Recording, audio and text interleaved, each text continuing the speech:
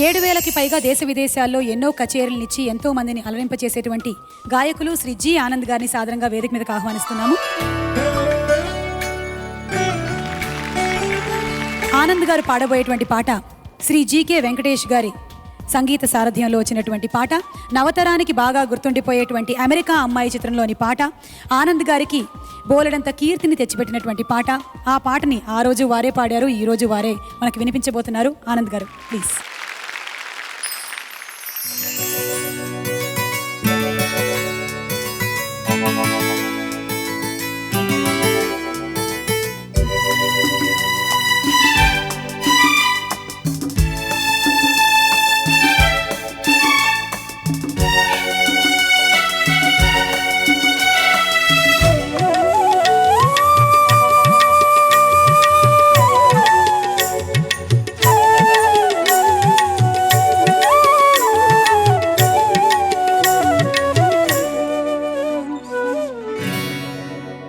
ఒక వేణు వినిపించెను అనురాగ గీతిగా, ఒక రాధిక అందించెను నవరాగమాలిక. ఒక వేణువు వినిపించెను అనురాగ గీతిగా,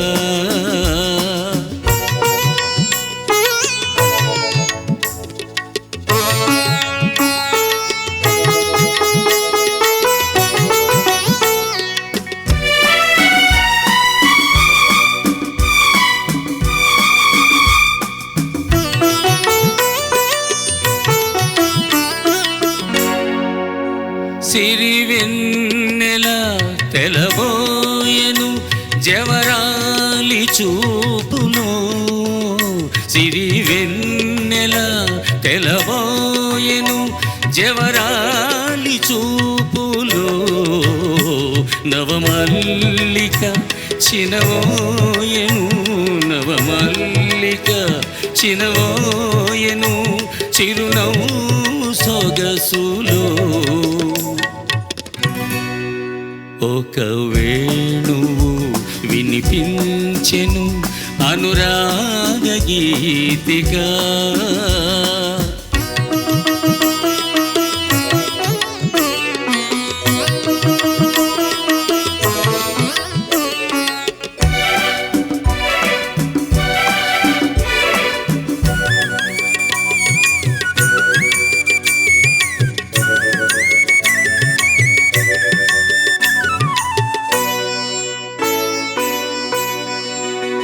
వనరాణియే అలివేణికి సిగపూలు తురిమెను, వనరాణియే అలివేణికి సిగపూలు తురిమెను, రేరాణియే నారాణికి రేరాణియే నారాణికి పారాణి పూసెను.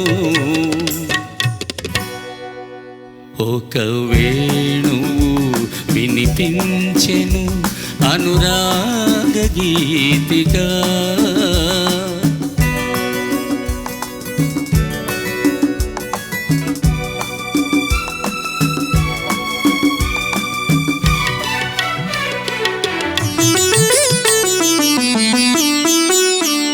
ఏ నింగికి ప్రభవించెనో నీలాల తారక, ఏ నింగికి ప్రభవించెనో నీలాల తారక, నా గుండెలో వెలిగించెను నా గుండెలో వెలిగించెను శృంగార దీపిక. ఒక వేణువు వినిపించెను అనురాగ గీతిగా, ఒక రాధిక అందించెను నవరాగమాలిక.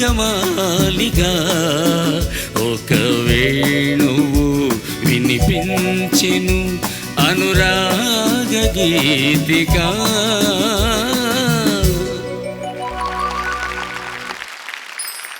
ఆనంద్ గారు మరోసారి ఆ అపురూపమైనటువంటి పాటని మాకు వినిపించారు.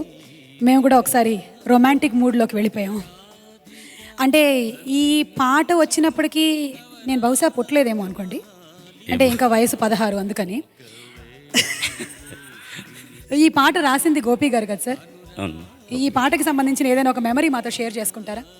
చాలా ఇంపార్టెంట్ విషయం ఇది.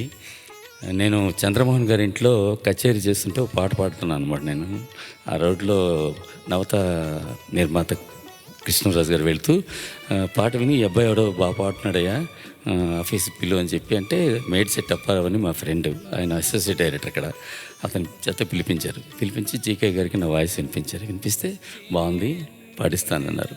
అన్ని పాటలు అయిపోయి లాస్ట్ సుశీల్ గారి పాట కూడా అయిపోయింది. ఇంకా నా పాట ఏంటి ఉందో లేదో అనుకున్నాను. ఒక రోజు పిలిచి ఈ పాట ఇచ్చారు.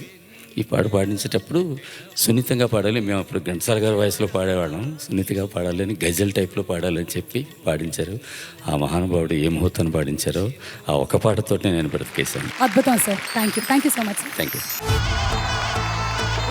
తెలుగు సినిమాల్లోని super hit party club song, ఆ పాటలతో ఈ పిల్లలు మనల్ని ఉత్సాహపరచడానికి మన ముందుకు రాబోతున్నారు.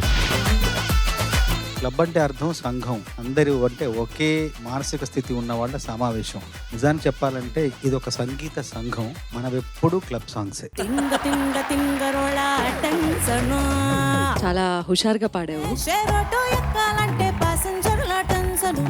సినిమాకి వెళ్దామంటే సిల్లర్ గాళ్ళ టెన్షనా. చాలా చక్కగా పాడి ఘంటసాల గారిని గుర్తు చేసావమ్మా. పువ్వా పువ్వా అంటాడు ఒట్టో అప్పరావు. బంగారు కొండ మీద శృంగార కోటలోన పవర్ ప్యాక్ పర్ఫార్మెన్స్. వాటి ఎవద్దంటావా, వాటి ఎవద్దంటావా. అసలు ఇలాంటి పాటల ఉద్దేశం ఏంటి? మనసుకు తేలిక, వయసుకు వేడుక. తేలిగ్గా ఉండాలి ఇలాంటి పాటలు. ఇల్లు బంగారం గాను, నా ఒళ్ళు సింగారం గాను. 1 గానికి 22 బస్తుల మస్తు కట్టవుట్, బచ్చా గాండ్ల బ్యాచ్ ఉండేదే వచ్చినమంటే సుట్టు. పాటకి న్యాయం చేసావు, ఎపిసోడ్ థీమ్ కి అన్యాయం చేసావు. అరే పువ్వుల అంగీ వేస్తుంటే గుండి నువ్వై పూస్తావే, పండుకున్న గుండెల దూరి లొల్లే చేస్తావే. తను కూడా పువ్వులాగా భావంలో ఉందని చెప్పడం అన్నది చాలా గొప్ప అభివ్యక్తి. కాసర్ల శ్యామ్కి మనస్ఫూర్తిగా అభినందనలు.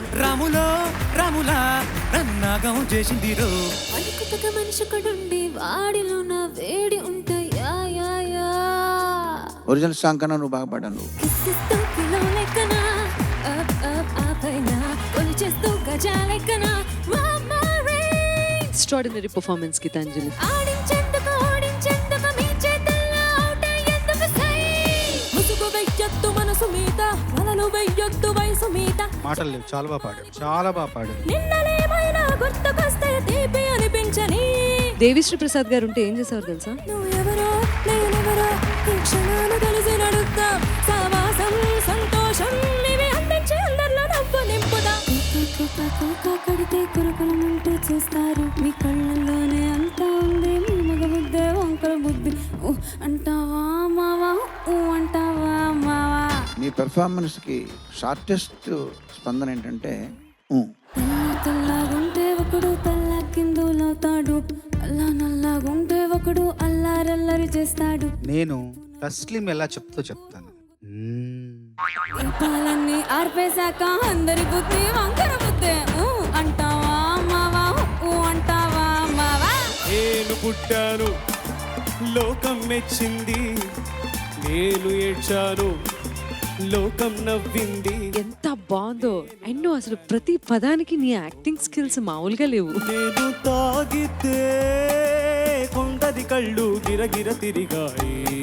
కంటెస్ట్ చేశాను, ఓకే అన్నారు, పాట పాడాను, బాగుందన్నారు, మరి కాసేపట్లోనే ఎలిమినేషన్ చేశారు. నాకింకా ప్రోగ్రాంతో పని ఏముంది? Don't care.